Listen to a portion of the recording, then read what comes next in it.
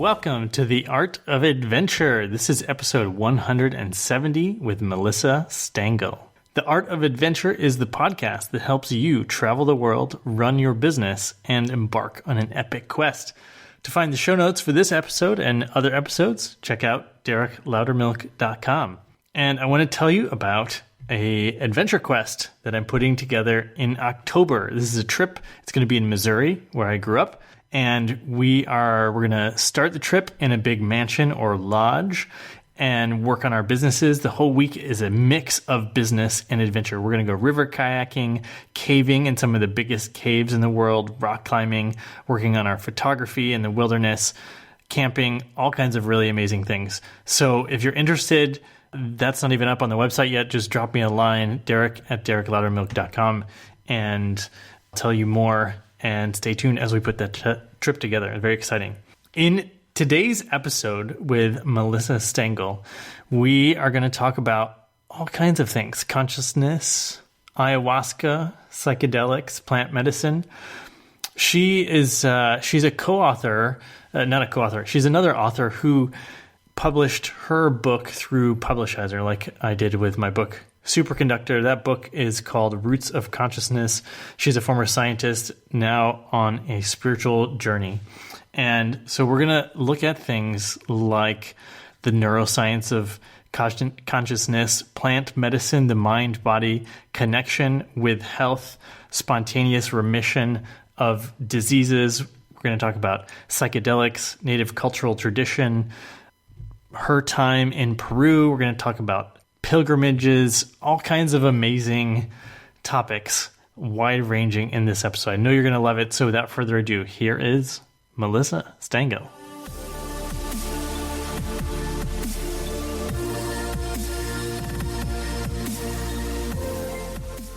Welcome back to The Art of Adventure. Here today with Melissa Stangl. Welcome to the show. Thank you for having me. And we know each other because we're both authors that have used the Publishizer platform, and they send out a newsletter periodically talking about the new authors. So I used Publishizer for my book Superconductors 8 months ago now, and that's in the process of being written up and edited and whatnot. And I saw your book, The Roots of Consciousness, on that platform. It's very intriguing. So I'd actually, just love to hear from you a little bit about why you're writing that book and how you arrived at the point that you are writing that book. Yeah, absolutely. This book is a product of my own journey with plant medicines and psychedelics, born out of the fact that I think it's an element of psychedelic literature that's sorely lacking in this field. It's something that I would have wanted to read as I entered into this shamanic world of ayahuasca and other plant medicines, which I've been in for a couple years now. I come from a background originally of science and engineering. I'm what I would call a modern skeptic. I ventured into atheism a bit in college, and since then have begun a spiritual journey, kind of questioning those things as well. So entering into this spiritual world, ayahuasca and other plant medicines presented a lot of challenges for me. So I sort of struggled to combine these two extremely powerful, extremely effective paradigms of science and spirituality. I realized that that's sort of been the big question lately. So I wanted to dive further into that topic specifically because the recent research that's arising surrounding consciousness and how psychedelics affect consciousness and how consciousness can affect health in a very real and physical way hints at elements of spirituality in its findings. And I think it's really important for the movement as a whole, and particularly in the psychedelic renaissance that's taken shape in recent years, that people are educated on the current state of scientific progress surrounding these substances and the amazing findings that are being revealed, as well as the sacredness and respect that's inherent in the traditional spiritual practices surrounding their use. So I think it's my goal in this book to understand both aspects of that work and try to help ensure a safe and sustainable use of these substances and plant medicines, and helping people to get the most out of their healing process, whether they take the psychedelic medicines or just take the lessons from them. Perfect. Yeah. And as a former scientist myself, someone who dabbles in a lot of various spiritual tools and techniques just to try them out at this point. I'm very interested in the things that are underpinning why these things work, the mechanisms, but also sort of, instead of simply the anecdotal evidence that they work, more comprehensive studies and understanding, I guess. I guess it's just interested in truth. So we're talking psychedelics here. Ayahuasca is a psychedelic plant medicine, plant-based. We probably need to catch people up a little bit on these terms and things we'll be talking about. But also, this whole psychedelic experimenting has been going on since the 60s. So we're pretty much 5 decades in America. So what's the field like now? How's it evolved? Where do we find ourselves today? Yeah, I definitely think that we're coming to this. It's this second movement of research in psychedelic medicine. I think the first wave, when people were first discovering it, they were a bit cavalier about their findings and got a bit emotionally attached to their findings. And I think that took away from the scientific process a little bit. And that's sort of what invited this war on drugs and the backlash of the movement in the late 70s and 80s. And so now, as things are coming back around and we're rediscovering these potentials for therapy, I think we're being a little bit more cautious about it. We want to make sure we know what we know. We want to make sure that we have the metrics in place, that the studies are rigorous, and that we understand the true, like you were saying, the true scientific elements that are present here. And a lot of that research is happening because of psychedelics, but it's happening in other areas too, which I think is really exciting. People are really starting to even study the placebo effect. And that's something that, is coming to light, that we are able to alter our own gene expression through our thoughts and intentions. What we used to think before we mapped the entire human genome, we used to think our genes created our destiny. They were our blueprints and we couldn't change them. Once we mapped the human genome and we realized that there's a lot more room for different combinations of genes to form different types of proteins, and gene expression is affected by our hormones, and our hormones are affected by our thoughts and our perceptions, and we can affect those things directly, And so with the help of psychedelics, they've been really able to look at how consciousness affects health in that way and study these different types of effects. And I think that is really sort of, we're coming at the nexus of consciousness from different aspects, and psychedelic medicines is one of those avenues that we can study it. And so I think it offers a really promising avenue to do that, and a good reason, because it clearly offers a lot of therapeutic potential, as is being shown right now. Cool. So it's one tool in a toolbox to understand consciousness, and also has potentially benefits for the user on an individual basis.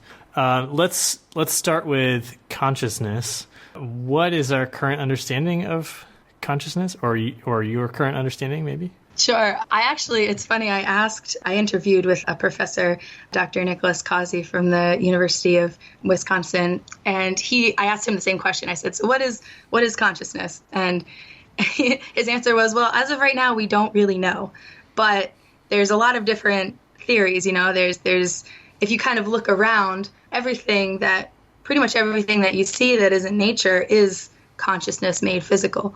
And I thought that was a really interesting way of looking at it. But to me specifically, I'm still figuring that out, but I think it has a lot to do with information processing. And I think that the more complex information that an organism is able to process in one moment is a measure of their sentience.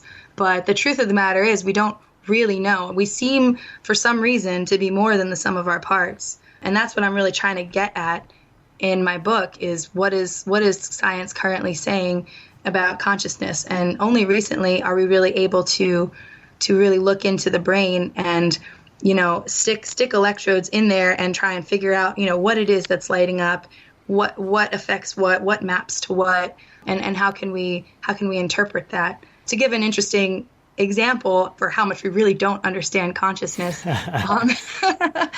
is they've been studying recently these patients that have split brain. And essentially it means that the two hemispheres of their brain are detached from each other. And so if you cover one eye, one side of the brain works. And if you cover the other eye, the other side of the brain works. So they were doing these studies with these patients, and they would show, for example, images and try and let them associate the images. So there was one where they showed a picture of a chicken, and they asked them to associate with one side of their brain to an object, and a chicken claw was one of the objects. So that was essentially the right answer. And then in the other side of the brain, there was a snow scene, and the object they were supposed to pick was a shovel. Well, they ended up associating both things without seeing the shovel at all. And they basically said that they basically made an excuse saying, well, you would need to pick the shovel without seeing on that side of the brain that image of the snowfield. They needed to pick the shovel to scoop out the chicken coop. So their brain associated the shovel from that other side to their right side. They were making up different stories to associate those two objects. And so interesting. And so they're like, well, obviously you need the shovel for the chicken coop to scoop it out, but that was not the input that their other side of the brain was getting. So they're rationalizing based on something they don't really understand. Exactly. So that was the conclusion. And so they basically said, if you split a consciousness, you get two consciousnesses. And so what is that? So are there multiple consciousnesses all over our body? How does that actually work? So there's a lot we don't know yet, and we're sort of figuring that out as of right now.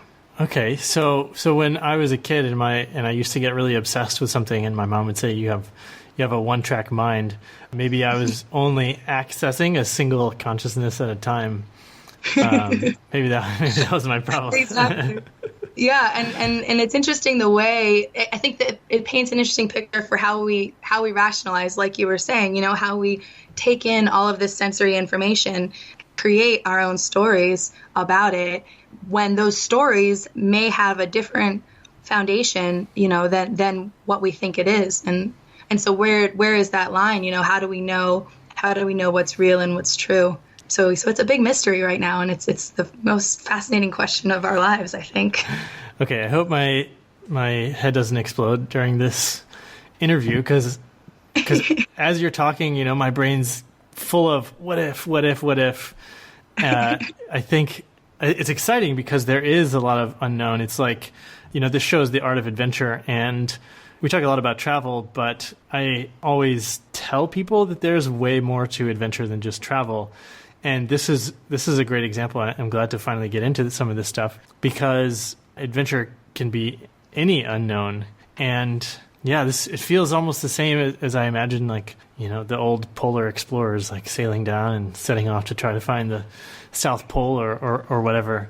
I think it's interesting too that we're sort of coming to these realizations about, our inner worlds in a very different way if you compare to how spirituality has consciousness and sort of that force and that mind-body connection, over the thousands of years of indigenous use of plant medicines and rituals and religions and things like that, and now sort of with this science coming at it at this different angle, I think it's starting to arrive at similar answers from different evidence, but the answers seem to be the same. You know what I mean? There's this nexus coming that's like, we are connected. Quantum physics is saying we're connected and that we're all energy, and that there is this potential field that pervades everything that exists, and that's sort of similar to what, the ancient Taoists and Buddhists and spiritual teachings have been saying for thousands of years, and so I'm intrigued to see, I think it's a great time to be alive, because the answers are coming out in ways that we can all hopefully comprehend. And one of my goals, and I think maybe you experience this, we're on the same page as former scientists, of like being averse to the woo-woo side of things, simply because it's not clear exactly what people are talking about. If they give you something to do, whether it's a yoga pose or a chant to chant, or some ceremony to be a part of, they might be like, yeah, this works, but I want to know how and why it works, because I want to know if it's the right thing for me. I want to, just like with anything medical or healing or, whatever, I think sometimes it depends on the person. And so all of these, let's call them spiritual tools or healing tools or whatever they are. You and I were talking before about individualized use of this plant medicine. And I think it's really important to understand so we can individualize all of this stuff. Absolutely. And that was my bigger issue coming into this world, was because I was very grounded in academia and science. I did cancer research for a number of years in college, and I studied engineering. And so, coming to this was hard for me, because I felt as though there were a lot of people in this world that would quickly take advantage of people seeking meaning and healing. And to me, that undermines, the whole quest for meaning in and of itself, and it hinders the movement and undermines that quest. And so it made me sad, and it made me very resistant and skeptical, and I actually found that skepticism served me well working at the Iowaska Center. I currently work at Pulse Tours down in the jungle, and I was there for about a year and a half, witnessing just a huge array of transformations on a weekly basis. People suffering from all kinds of mental and physical ailments, grief, trauma, addiction, diabetes, Crohn's, you name it. It was there, and I saw it healed. And yet it was still, even though I was seeing it, it was still really hard for me to accept that it was possible, because I didn't understand the why or the how of it, and even that in and of itself can be a trap. But for me, it served as a way to help ground people that came through, because I was sort of that bridge. I was like, I come from the Western world too. I also am kind of freaked out about how crazy this stuff is, and in a good way, and so I could sort of help ease them into the process to get them to trust the medicine, because what it turned out to be was, when you have the intention to heal and when you trust that you will heal 99% of the time, that's exactly what happens. That manifestation aspect is something that I'm really coming around to seeing. And since I've tried to put it into practice, it's not a foolproof thing. The world still has its quantum variability, but generally speaking, I've noticed a huge improvement in my life as well, and it's worked for others too. So that's exciting, and that at least gives me hope that there is something in the roots here, pun intended. So I'd love to hear a little bit more, maybe a specific example of someone you saw healed that just sort of blew your mind. Absolutely, yeah. One of the first ones that I remember that really was getting me sort of, okay, there's something here. It was an artist, and he came down. He had a shoulder injury from an accident, a car accident. It had been like maybe 6 months ago at the time he came down, and it was his painting arm.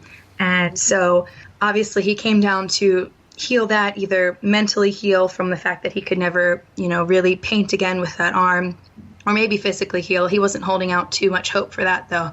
But during his first ceremony, he said that he was raised to this realm that he was a higher level for him, and he looked down at his shoulder, and his entire arm and shoulder was covered in diamonds and just really, really sparkling. And then he was able to look down at his shoulder and pull out these black droplets, these like oily black droplets during his experience from his shoulder. And he said he spent like 30 minutes just pulling out all these little black droplets. And the next morning he woke up and he was able to rotate his shoulder cuff and move it. And by the end of that week, his shoulders, which were uneven from the injury beforehand, had evened out. And he said that he couldn't wait to go home and paint again. Wow. And it was one of those, he never expected to do that. And after the first ceremony, he went right to the core of it and cried a bunch and pulled out that darkness, and there you go. Wow. That's a perfect story. So how did you wind up working at this retreat center? Yeah, so like I said, I was in a lab in college. I was studying, I was getting my master's in biomedical engineering. And after college, I sort of followed the typical path towards a corporate job, but I knew it wasn't going to be very fulfilling for me. So before I started, I decided to take a trip down to Peru. I had discovered ayahuasca through Reddit, which is an online forum. I'm sure maybe people know about it. And my boyfriend at the time was pretty skeptical, particularly about the part where I go to do quote unquote drugs in the jungle with people I met through Reddit. Understandably so. But I had a really good feeling about it for some reason. I think I like to think it was the first time I really followed my gut. And I told him that, if he was so nervous, why doesn't he just come with me? So he ended up doing that, and it was just a beautiful trip. It was with the previous owner of Pulse before he had a center. And I ended up keeping in touch with him over the next 2 years while I went back and hated my corporate job exactly as much as I thought I would.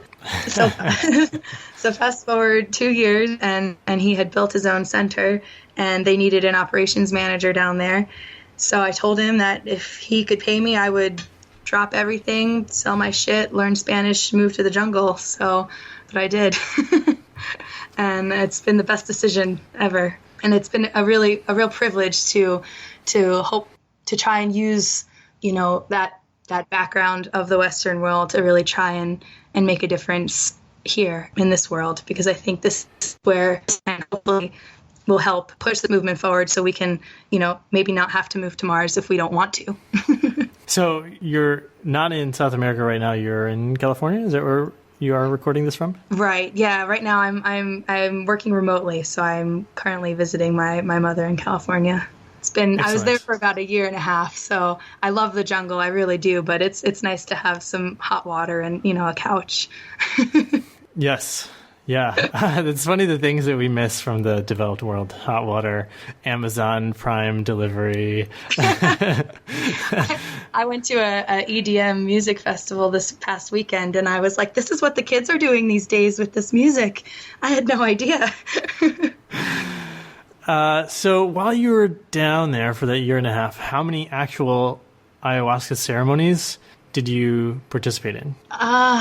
I lost count, but it was probably over 100. I was lucky in that I handled sort of the emails and the bookings and getting people back and forth, but I didn't do any ceremony work. We have facilitators there. So as long as I got my work done, I could partake at any point. And so it was really nice because I got to sort of connect with the guests and help them through their process and learn from them as well and share stories.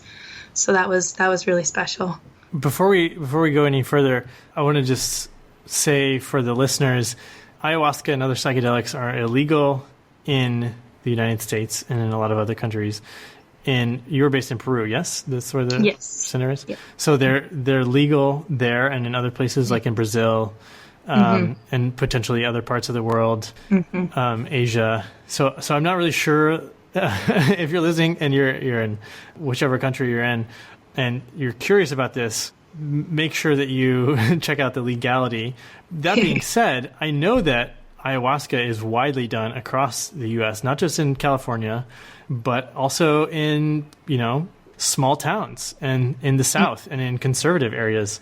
So it's definitely something that people are doing, even in the United States where it's illegal. Yeah. It's gaining traction. There's definitely a lot of underground, there's an underground movement happening. I would also recommend people do their research, absolutely, because it's not something that, you want to do lightly or recreationally. This is probably, it's the hardest work I've ever done in my life. And I know that's the case for a lot of people. And so, personally, I think it's important. I think the pilgrimage to Peru is important, is part of the healing journey. But at the same time, that's obviously not always accessible for people. So it's exciting that it's spreading, and I hope that potentially in our lifetime, it will be on track to be legalized in other countries. I know that right now, MAPS and other foundations are working to legalize other substances such as MDMA, psilocybin, and things like that. So that's on track right now. So hopefully in the coming years, it will be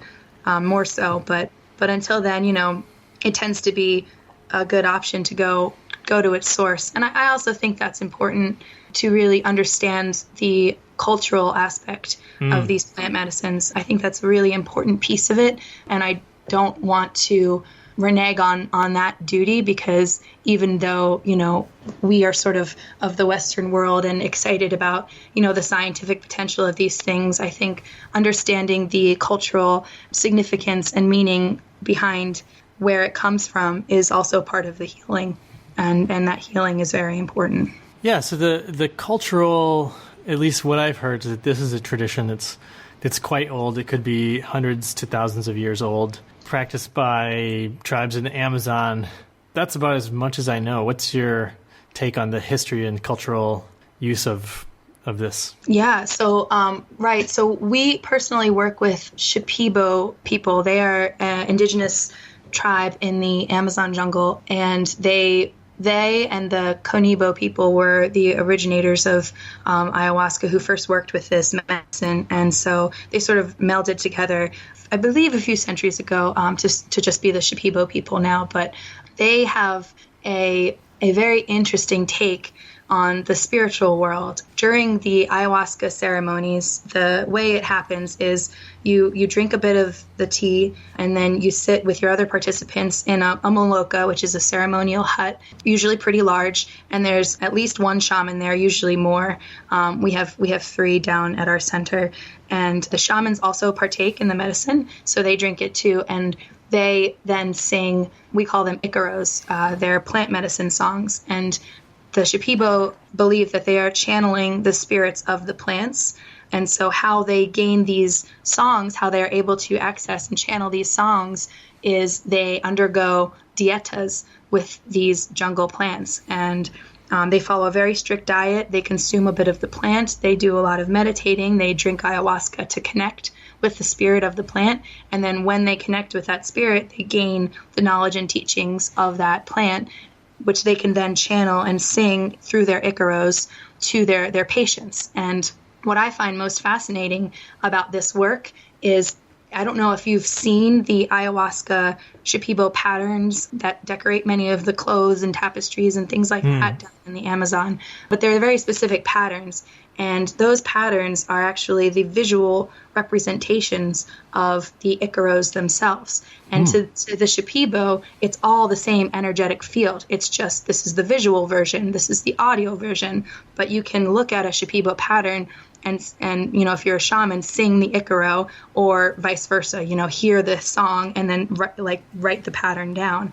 So they're one and the same. And what they're doing is they are singing to the energetic knots in your field and straightening out those knots with those songs. And once they have, fixed those energetic knots, they seal it up, and then that's how they consider you healed. So, you'll go into a consultation with a shaman before your ceremony and describe your ailments and things like that and your intentions. And then during the ceremony, essentially, they will take a look at your field and sing to those specific points in it.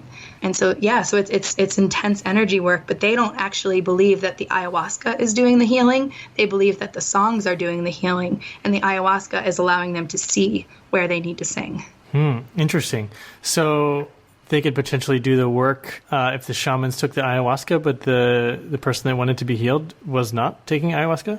Yeah, that's correct. They actually, in the old days, they wouldn't have the patients drink the ayahuasca at all. It would just be the shamans, and then they would sing.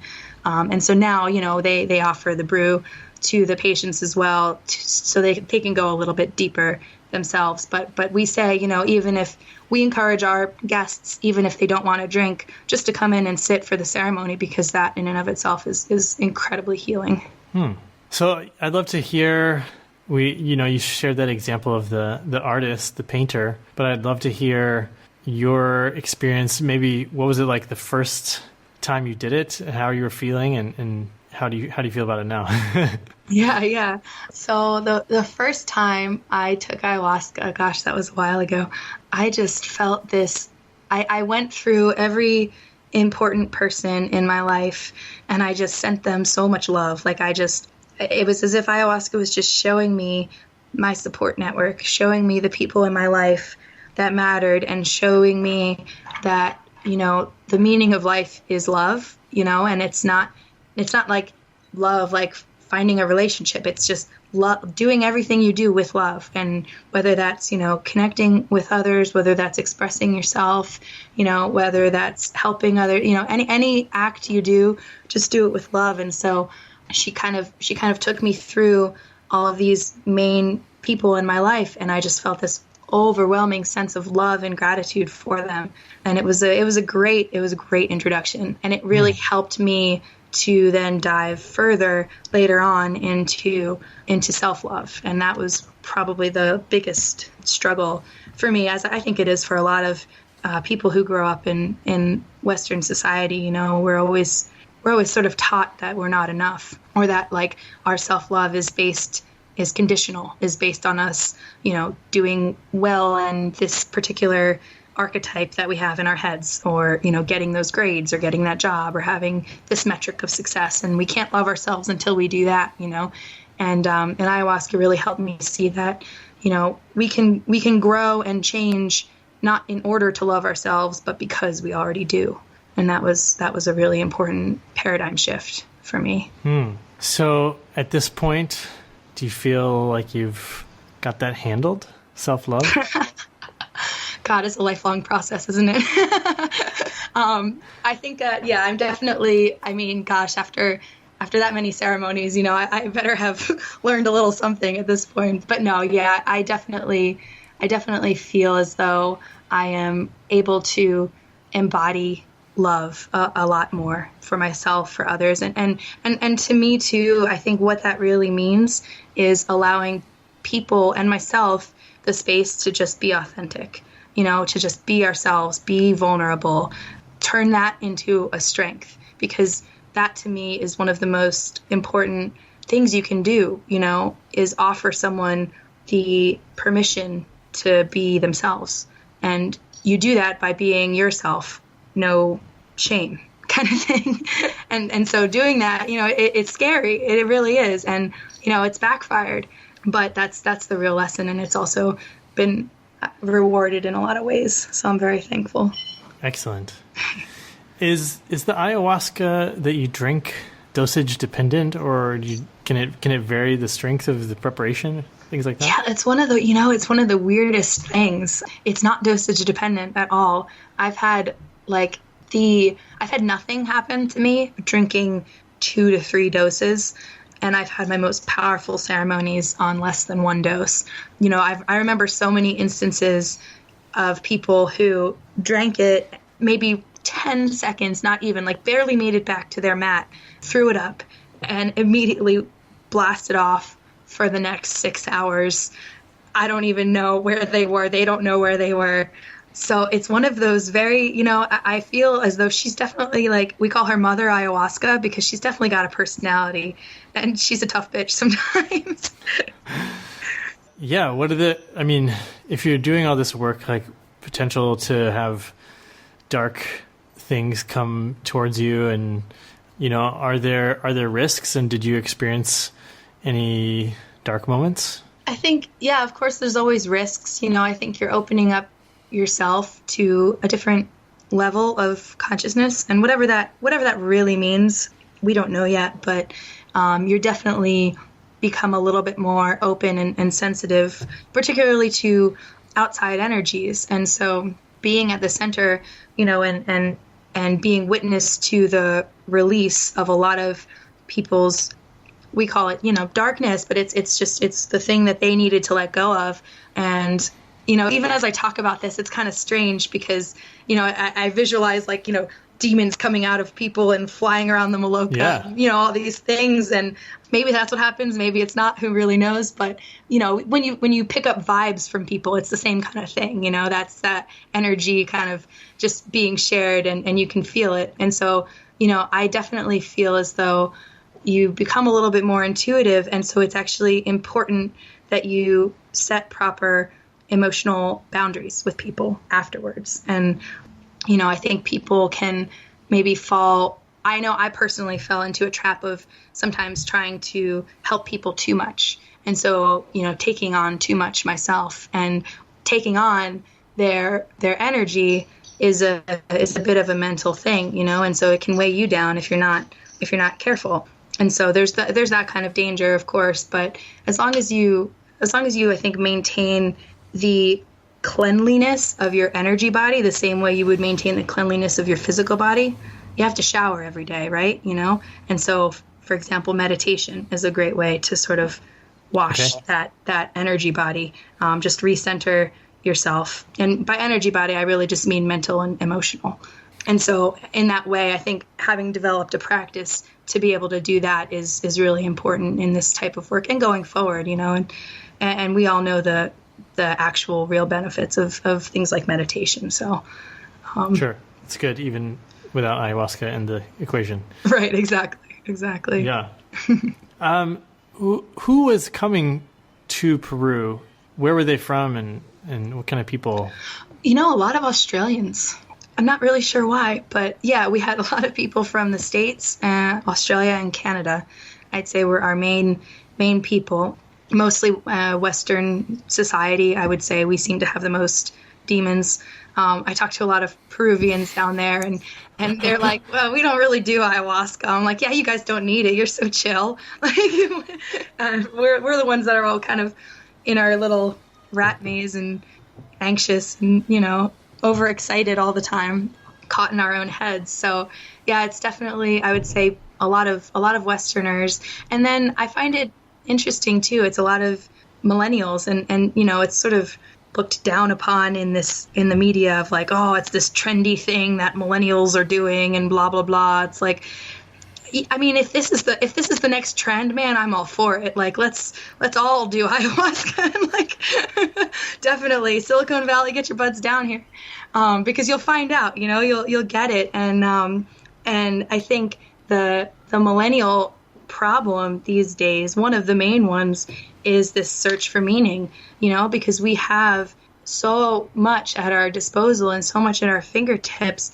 We don't know what to do anymore. We don't have to go out into the fields and pick corn. We don't have to, labor in large industrial complexes anymore. It's more specialized. We have machines that do that for us. And so we're sort of left in this limbo of like, okay, well, I want to do something that's meaningful and fulfilling to me, but I have no idea what that is. And so I think that it's beautiful that ayahuasca has really helped people, have the right foundation to then answer those questions for themselves. It's not going to answer all the questions for you, but it is going to show you what you already have inside of you. And then it's sort of up to you to move forward on that path and stay true to that. You mentioned Silicon Valley, and Tim Ferriss had a quote recently that most of the billionaires he knows are doing psychedelics on a regular basis. And in Silicon Valley, they're doing microdosing of various psychedelics to enhance creativity. What's going on there? Yeah, and that's been another interesting trend that's only very recently been starting to be studied.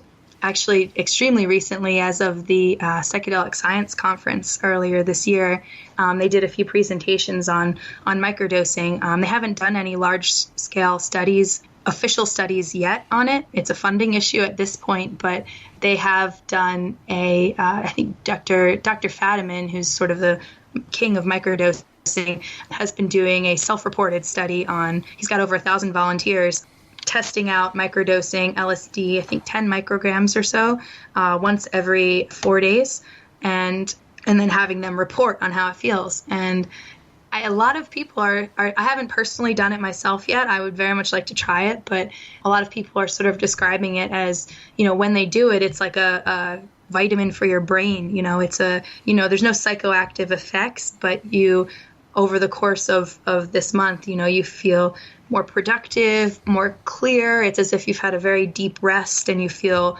like you have a lot of clarity and that you're able to focus more easily. It's helped with people with depression, and it's helped with people with ADHD or ADD, attention deficit disorder, things like that. So it's seems pretty promising, as one of those things that could potentially have good long-term effect.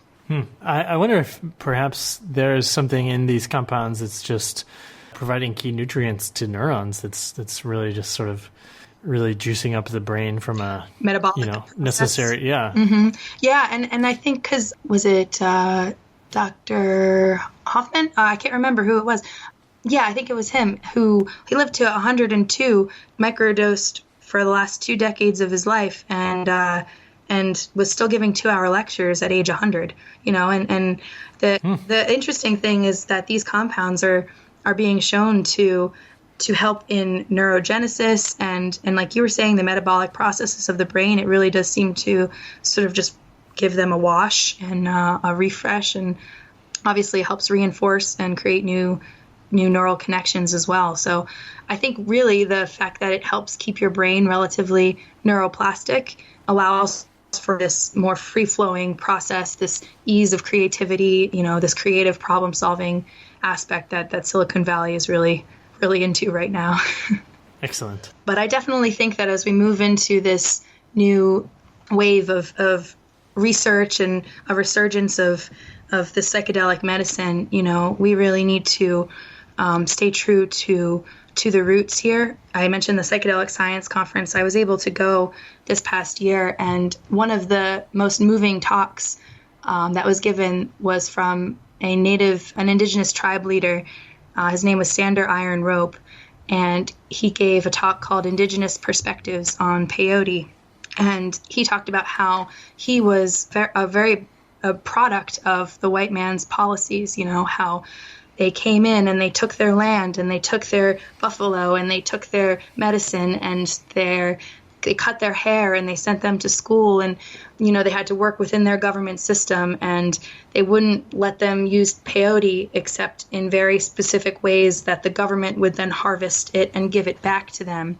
And how he was worried about people moving forward in this without understanding this culture. And he says that, for example, you see a teepee, right? He's like, you see a teepee, you think, oh, I've seen a teepee. He's like, but what you don't understand is that, the opening is a woman and the wrap around the outside is the man, and the sticks are the grandfather and grandmother, and the 2 feathers pointing east are a prayer every morning. He's like, and when you understand the meaning behind that, that's part of the healing. And he was very worried that the government wasn't practicing spiritual harvesting with their medicine. He said, do you think that they ask permission of the plants before they rip them out of the ground? Probably not, and as a result, the medicine's dying. It's getting smaller every year. And so I think, and that really moved me a lot because there wasn't a whole lot of indigenous voices in that MAPS conference. He said, the science that you're doing is great, but this is half the equation, and you can't discount that. And, now that ayahuasca is getting more and more trendy, we need to make sure that we're harvesting it sustainably and that we're giving back and that we're using the lessons that we learned to actually help the world, and not just for our own thinking that we're enlightened and not acting on it. Yeah. And I suppose this idea that we're talking about could be applied over and over again. The trend of, X superfood, whether it's chia or goji berries or ayahuasca or brown rice, whatever. Like we're like, oh my gosh, this is gonna fix us all, and we go and we buy it all and we eat it and consume it. Okay, and then on to the next thing. Right. Exactly. Yeah, I do really see we have this westernized idea of we're just gonna extract whatever the good stuff we can out of a thing, and then probably move on. And then wonder why we're still unhappy. Yeah, and I think we do that with our own bodies and energy levels and all these things. We're like, I'm just going to work as hard as I can and make $1 million, and then hope it all turns out well. Hope I survive to enjoy it. Yeah. So, what are your thoughts on how to keep this a sustainable, ongoing tradition? I definitely think that it's important for people to take the time to learn about the background of the medicine, of the culture, of the land, of the Amazon, of any location where it is, what is the history there. Even the Amazon has a pretty dismal history, and it's dark, and where it's being destroyed at an unprecedented rate every single day. And I think that one of the most important things that people can really do is just have that respect for it. Don't just think that you can go in, take what, like you were saying, take what it is you need and then get the heck out and, leave behind, this culture that has all of this substance to it, and that you're just trying to skim the surface and cheat and get the answer and leave really quick. And the good thing about ayahuasca is it doesn't really let you do that. It doesn't really let you get off easy. If I could if I could describe it as one thing, it's like a really, really big shiny mirror, so it's going to show you what's there. And if you have anything within you that sort of wants to go that route, it's going to bring that up for you and make you face it. And how you choose to act after that is, of course, always up to you. But I think once people see and get that, like, click that message, like, hey, we are not separate from the world. We are the world, like this is us. And so when I hurt the earth, I'm hurting myself. And so, it's a very simple concept, but to really act on it is something that takes a little bit more effort, and so I encourage people to really, like, meditate on that idea, and really try and figure out what that means for them and how they can give back, because these are beautiful, beautiful gifts. And I can't believe we're so lucky that we get to experience them, and so pay it forward. Good. I like that. I think I'd love to hear maybe one more story from a ceremony that you've been in that stands out for you. Sure, absolutely. Actually, I'll tell you my favorite story. It was one of the most miraculous that I personally know of. It was not from ayahuasca. It was actually from San Pedro or Huachuma in Cusco. So it was the sister of the San Pedro shaman we work with in Cusco. And I wasn't there for this, but Leslie, the shaman, told me that she brought her sister to her mountain house to do San Pedro after her sister lost her son in an accident. And the sister had suffered a severe stroke after she lost her son, and it had paralyzed the whole left side of her body.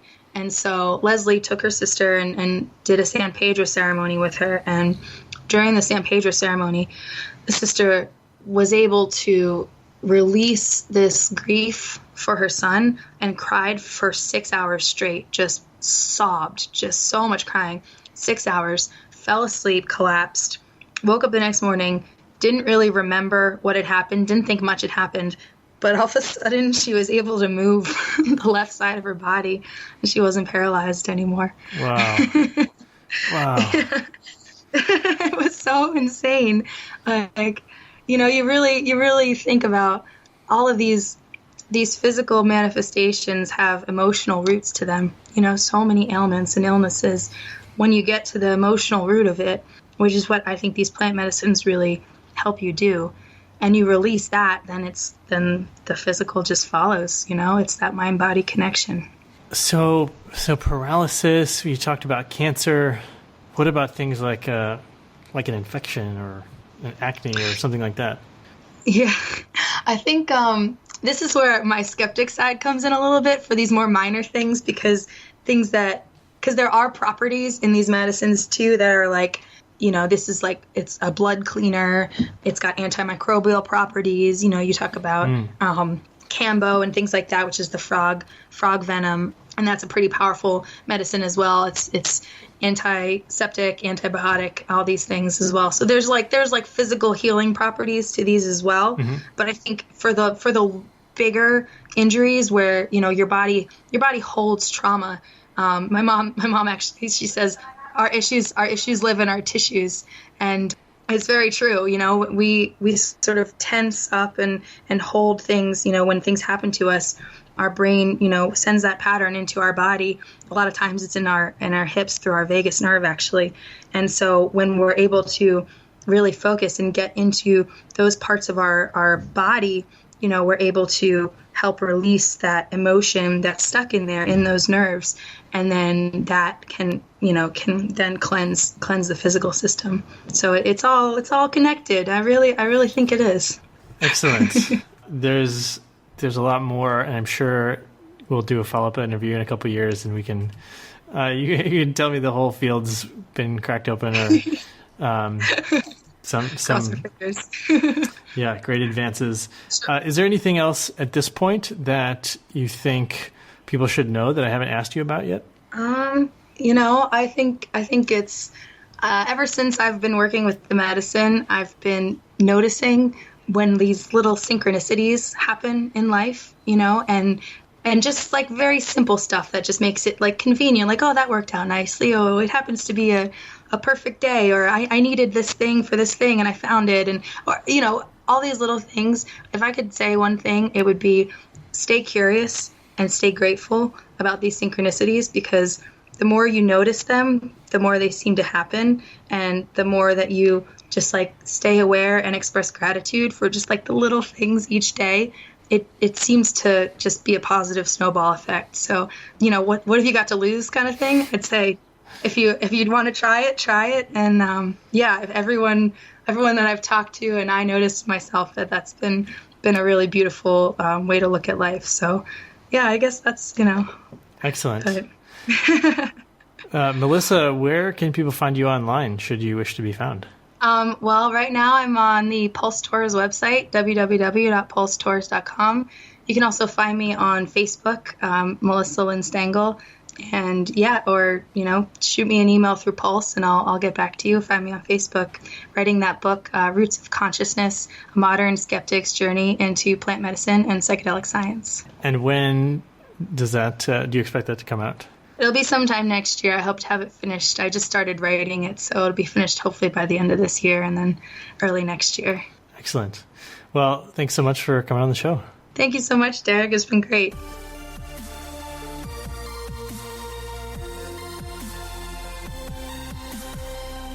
Wow, amazing, exciting episode with Melissa.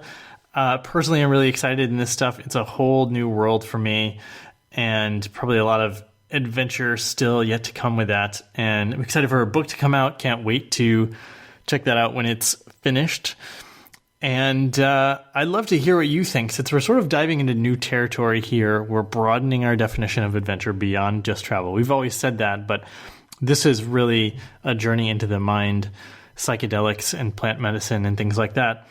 Obviously, there's a resurgence, so it's a apropos topic to be talking about. But I'd love to hear what you think. So you can connect with me on social media. I'm at Derek Loudermilk, Instagram and Twitter, or leave a review on iTunes, and maybe we'll read it on the air. We'll pick random reviews and read them aloud, the review of the week. And you may be used to hearing me talk about this by now, but if you're thinking of starting a business so that you can have the freedom to travel and explore things like we talked about on this episode, so really exploring the spiritual side of things or your purpose, those kinds of things, which are very important, finding out what the heck we are supposed to do in life, designing your whole life around these things so you can make money and do this exploration. I'd love to help you do that.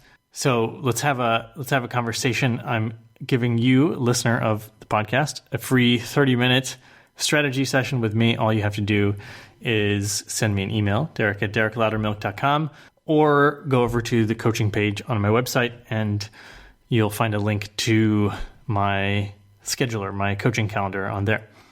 That's all for today's episode. Now it's your turn to go out there and be adventurous.